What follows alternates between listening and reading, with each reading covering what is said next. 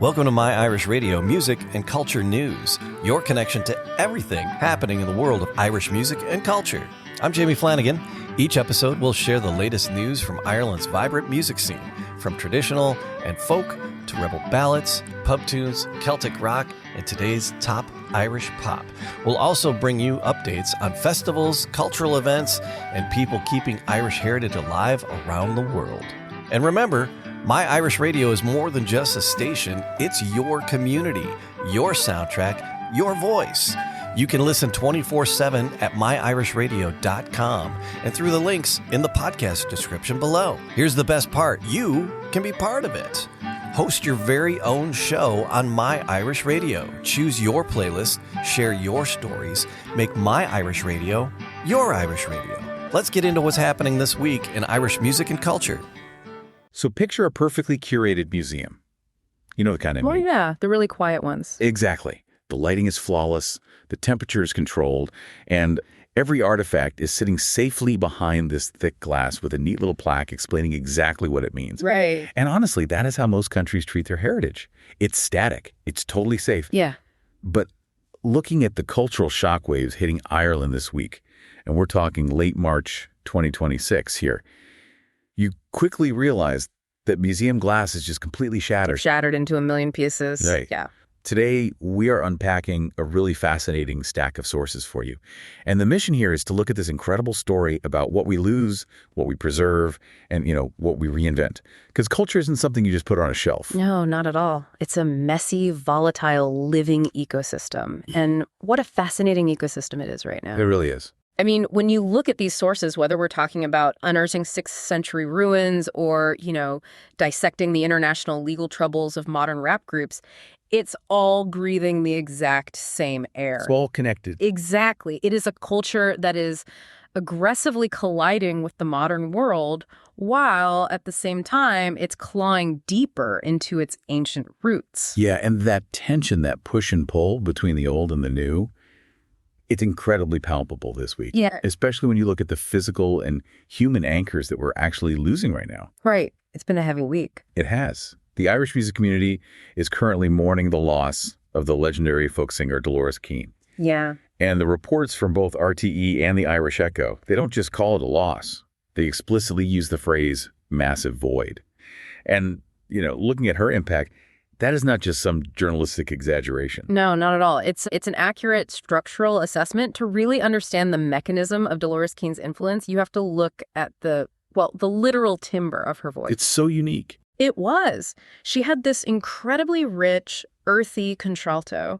When she sang Caledonia or My Own Dear Galway Bay, she wasn't just performing a cover song. Right. It felt bigger than that. Because it was. She was grounding these sort of ethereal folk concepts into the actual mud and soil of the west of Ireland. For an entire generation, her vocal cords were literally the physical bridge to a rural past. She was the definitive voice. Like when she sang those notes, it felt like the landscape itself was speaking to you. That's a great way to put it. But, her passing coincides with a very different, a structural kind of loss in the traditional scene. The festival news. Yeah. The organizers of the major Donegal Country Music Festival, the Clonmany Festival, they've announced they are stepping down. And what struck me in the sources isn't that, people just stopped showing up. No, the crowds were still there. Right. It's that the invisible scaffolding of the culture simply collapsed. And that phrase, invisible scaffolding, is exactly what we need to unpack for you here. Yeah. Because we tend to romanticize traditional music as, just a spontaneous gathering of people playing tunes in a pub. Like it just magically happens. Right. But a major festival like Clonmany, which has been this cornerstone for decades, it operates in the real world. It relies entirely on the sheer, stubborn goodwill of local volunteers. And people who are, out there setting up the stages at 5 a.m. Exactly, the ones dealing with the logistics. And the sources point to mounting regulatory pressures and severe volunteer burnout. That's a lot of work. It's a massive undertaking. Think about the modern mechanics of running a festival today. You're dealing with skyrocketing public liability insurance, incredibly dense health and safety regulations. Oh, traffic management plans. Traffic management, licensing, red tape. When the bureaucratic weight becomes that heavy, a grassroots volunteer-led model simply cannot bear the load anymore. It's a brutal brutal reality check, honestly. We are losing the physical infrastructure, the tents, the stages, the volunteer committees to modern red tape, just as we are losing the literal voices of our history, like Dolores Keane. Yeah, the physical anchors are slipping. Which makes me wonder, and I want to put this to you, when the physical spaces to celebrate the tradition become just too expensive and complex to maintain, how does the pure traditional culture actually survive? Well, it survives by mutating. Mutating? Yeah. If you look at the historical timeline, the physical infrastructure of tradition is always fragile, but the sonic artifact like Dolores Keane's recorded tracks, that becomes immortalized. Right. We still have the recordings. Exactly. The culture absorbs that physical loss, it digitizes the memory, and then the next generation uses it as raw material to push the boundaries. It doesn't just quietly survive in a dusty archive somewhere, it aggressively evolves. And that evolution brings us to some really brilliant and honestly sometimes jarring modern syntheses. Look at CMAT. Oh, what a win. Right. She just won the Arte Choice Music Prize Album of the Year for a record titled Euro Country. Which is such a great title. That title alone is just a masterclass in modern cultural mutation. I mean, country music has always had deep historic roots in rural Ireland. You know, the whole show band era, the total obsession with Nashville. Oh, yeah. The connection there is huge. But CMAT isn't just imitating that. Winning an award for Euro Country perfectly captures how she's filtering American country through this distinctly European, highly modern, camp pop lens. She's essentially reverse engineering the diaspora. Oh, I like that.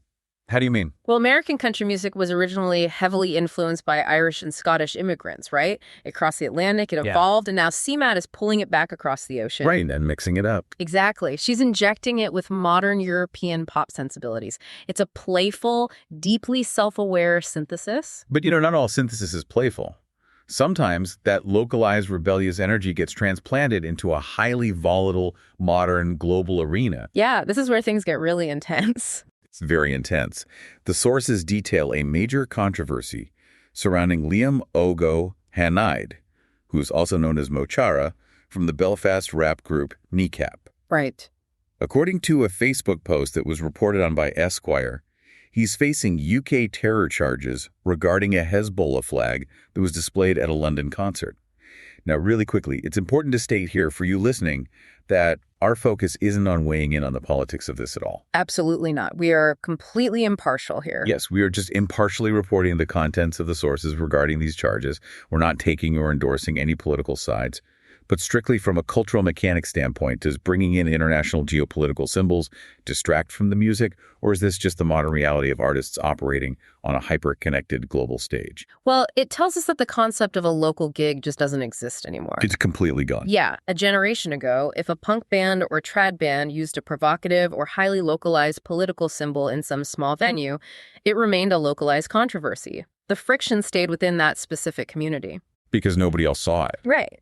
But modern Irish music operates entirely without borders. Every single smartphone in the crowd is an international broadcaster. Precisely. And when you pull global geopolitical symbols into a local cultural expression, you invite the full weight of global legal and political apparatuses right down on your head. And UK terror legislation is a massive, complex machine. It is. When local provocation intersects with international intelligence and anti-terror laws, the artist is no longer just making music.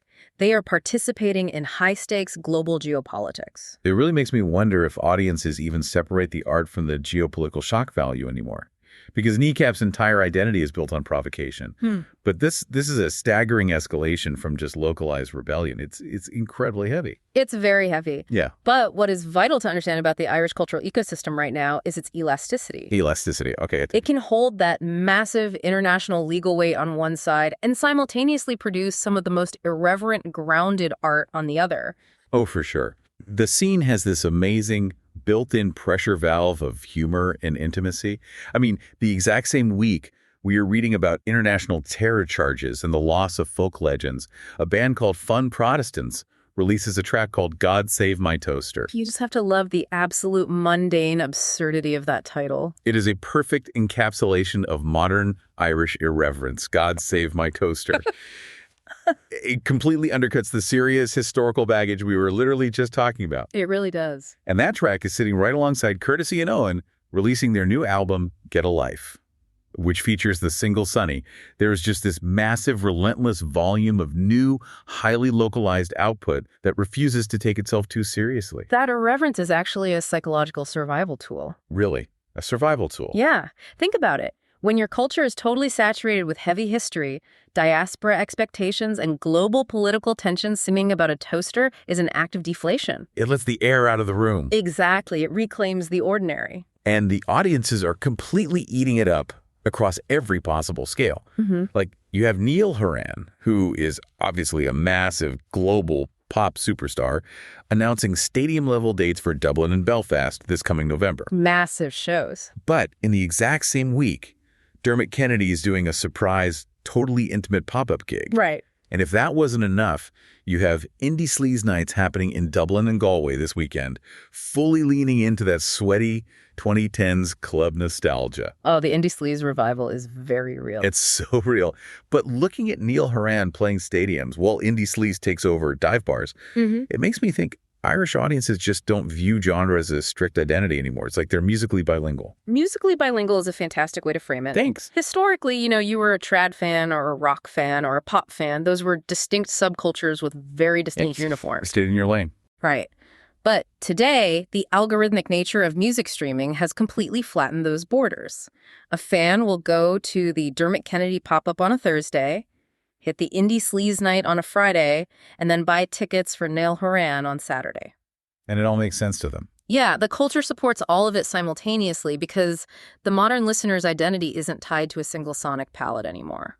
And you can actually see that complex psychology mapped out in the upcoming album releases for March 2026.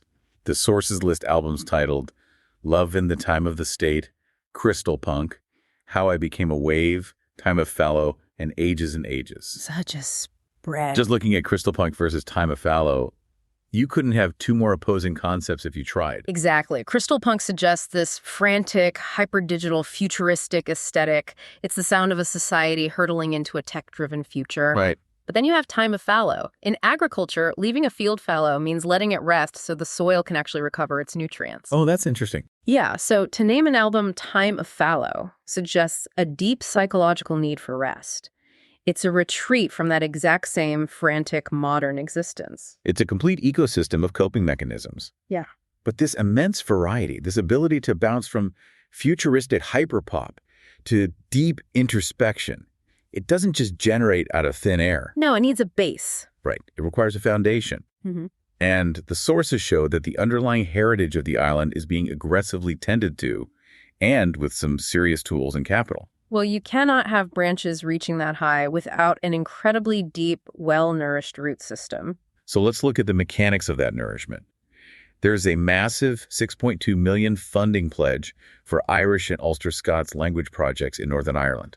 That's a huge commitment. It is. This isn't just throwing money at a museum exhibit. This feels like funding the actual operating system of the culture. Because language dictates thought. Right. When you fund grassroots language projects, you aren't just teaching vocabulary to people. You are preserving the specific idioms, the humor, and the worldview of an entire community. You're keeping the mindset alive. Exactly. You are ensuring that future generations have access to the conceptual tools of their ancestors. But what really blows my mind is how we are using 21st century tech to physically read the past. Like, it feels like we are reverse engineering history. Oh, the digital mapping stuff. Yes. You're listening to My Irish Music and Culture News, brought to you by My Irish Radio, streaming the best in Irish and Celtic music all day, every day. From classic jigs and reels to the latest Irish rock and pub favorites, we celebrate the sound of Ireland worldwide. Want to be more than a listener? Be a host. Share your love for the Irish music by hosting your own show on My Irish Radio. It's easy to get started. Just send us an email, myirishradio@gmail.com. Don't forget, you can listen 24/7 at myirishradio.com. Make My Irish Radio your Irish Radio. The sources highlight a project using digital tech to transform graveyard mapping in Galway to preserve local heritage. We are literally using modern tools to read old stones. How does this digital mapping actually work on a ground level? It's so cool. It's a combination of photogrammetry and LiDAR. In the past, reading an eroded 300-year-old moss-covered gravestone involved taking a piece of paper and doing a charcoal rubbing. Which I imagine wasn't great for the stone. No, it often damaged the stone further. But today, researchers take hundreds of high-resolution digital photos from different angles to create a flawless 3D model. Wow. And once it's in the software, you can manipulate the digital lighting to cast artificial shadows, which reveals inscriptions that have literally been invisible to the naked eye for a century. That is just incredible. We are shining digital lasers at mossy stones to extract data. That's exactly what we're doing. And it's not just physical stones either. We are piecing together paper fragments. The sources mention a newly released free guide to help researchers locate surviving fragments of 19th century Irish census records.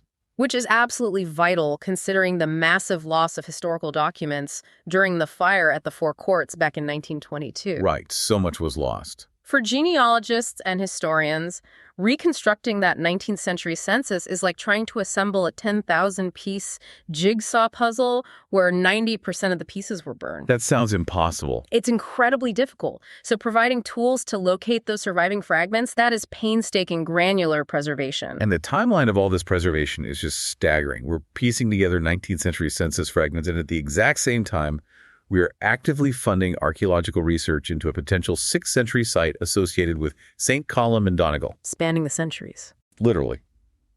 From the 6th century to the 19th century, straight into 21st century digital servers. It creates a database for the soul. Oh, I love that phrase. Because when a young artist, whether they are a pop star like CMAT or an indie poet, when they want to create, they aren't starting from a blank slate. Right. They have access to the exact geographical coordinates of a 6th century saint, the census records of their great-great-grandparents, and the high-resolution digital models of their local graveyard. It gives future generations an infinitely deep well to draw from. And sometimes digging into that well produces things that feel brand new. Like the Bram Stoker story. Yes. Our sources report that a forgotten ghost story by Bram Stoker, the author of Dracula, was just rediscovered in a Dublin library. Can you imagine that feeling? Oh, it would be amazing. Opening some dusty archival box in a quiet library and realizing you were looking at the lost words of the man who literally created modern horror. It perfectly illustrates that the past isn't finished with us. A discovery like that actively generates a new release from a Victorian author in 2026. It's thrilling. But, it's also crucial to recognize that all this intense, highly localized preservation, the Galway graveyards, the St. Columb excavations, the Dublin archives, it doesn't just stay on the island. No, it travels. Right. The local roots actively shape and feed Ireland's massive, enduring global footprint. Because the diaspora requires physical anchors. Absolutely. Just look at the international footprint in our sources this week. St. Patrick's Day celebrations extended well into the week with high-profile parades all across the U.S., and they specifically note the Irish flag being raised at the Montana state capital. Montana. To keep a cultural identity that strong thousands of miles away, you need tangible, physical proof of where you came from. Which brings us to the physics and really the metaphor of dry stone walls. Yes. Okay. This is honestly my favorite piece of news from this stack. Official UNESCO recognition has been awarded to the traditional practice of dry stone wall construction in Ireland. It's fantastic news. It is wild to me that something as ubiquitous and practical as a dry stone wall, something designed purely to keep sheep in a field, literally gets elevated to protected global high culture. Well, look at the actual mechanism of a dry stone wall. Okay. It is built entirely without mortar. There is no glue holding it together. The builder relies entirely on the careful selection of disparate stones, utilizing friction, gravity, and the precise balancing of tension to create a structure that can stand against Atlantic storms for centuries. Wow. If you want a perfect physical metaphor for the Irish diaspora, that is it. Millions of individual disparate pieces scattered across the globe, holding together not by forced boundaries or glue, but by the sheer resilient balance of shared culture. That is a beautiful way to look at it. And it really explains why physical restorations matter so much globally. Because the sources also mention upcoming events highlighting medieval church heritage in Galway and the ongoing restoration of Castle Caulfield in Tyrone. Right. These aren't just local construction projects. Exactly. They are the beacon for the diaspora. When someone in Montana sees that flag raised, their connection isn't just to some abstract idea. Yeah. It's anchored to the friction and gravity of those dry stone walls and those restored castles. The meticulous local preservation is exactly what fuels the sprawling global identity. You really cannot have one without the other. It's a massive interconnected web. So as we pull all these threads together, we've looked at just a single week in March 2026. Just 1 week. But in that 1 week, you capture the entire messy, beautiful complexity of the Irish experience. You really do. You have a community mourning the defining, earthy voice of traditional folk in Dolores Keane, while at the exact same time grappling with the reality of international anti-terror laws bearing down on a modern rap artist in London. You have the invisible scaffolding of traditional festival spaces collapsing under modern red tape. And that's contrasted with the thriving, irrepressible energy of a band singing about a toaster and pop stars filling stadiums. And beneath all the noise of those modern collisions, you have millions of euros and cutting-edge lasers being used to save ancient languages, unearth 6th century ruins, and find forgotten Victorian ghosts. Yeah. Culture isn't a static museum exhibit. It requires both deep, painstaking preservation of the past and fearless, highly volatile evolution in the present. It's a living, breathing thing. Which leaves me with one final thought I want to put to you, listening to this right now.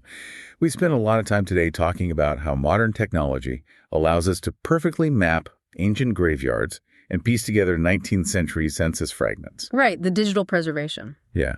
But it makes you wonder, what fragments of our current highly digital but easily erasable culture, like those surprise pop-up gigs or a fleeting Facebook post about a concert, what will the archaeologists of the 26th century be able to find? Oh, that's a wild thought. Right. Will they understand us and our digital noise better than we understand the 6th century stones of St. Column? Honestly, who knows if those Facebook posts will even exist? Exactly. Our data is so fragile compared to a dry stone wall. It's something for you to mull over the next time you stream a new track or, walk past an old ruin. Keep questioning the culture around you, and we'll see you next time. That's it for this episode of My Irish Radio, Music and Culture News. Thanks for joining us. And remember, you can hear the best in Irish and Celtic music 24 hours a day at myirishradio.com. If you ever dreamed of sharing your favorite tunes and stories, now's your chance. Become one of the hosts. Host your own show right here on My Irish Radio. Just send us an email. It's easy as that. myirishradio@gmail.com. Until next time, it's Jamie Flanagan. Keep the music playing and keep Ireland in your heart.